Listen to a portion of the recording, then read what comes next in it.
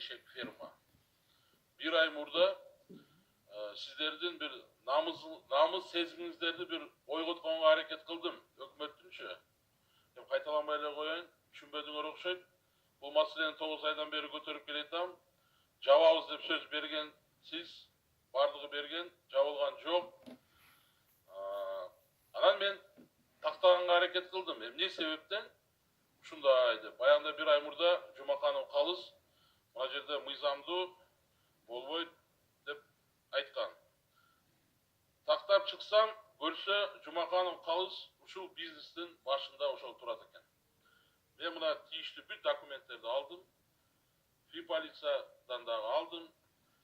Андай сөзгө, андай тыянакка келгенин себеби 22 январда таможня Кытай менен чек арада контрабандный жүк кармап атат.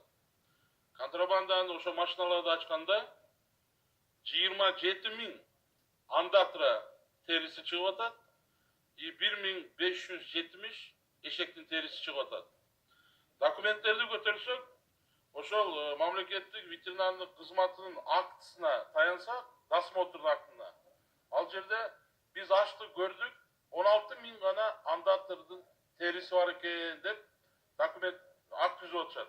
Тынчтыкбек Шайназаров буга чейин Кыргыз-Кытай чек ара бекетинде аткезчилик менен 1570 эшектин терисин өткөрүүгө аракет болгондугун ачыкка чыгарган. Алардын эти кайда? Кайсыл жака жумшалды? Суроо ачык бойдон. Базарларда ачык сатылып жаткан тамак-аш, кафе, ресторандардагы уулануулар сыяктуу көрүнүштөргө эмнеге кайдыгер мамиле жасалууда деген суроо жаралууда. Фитосанитардык лабораториялар курулуп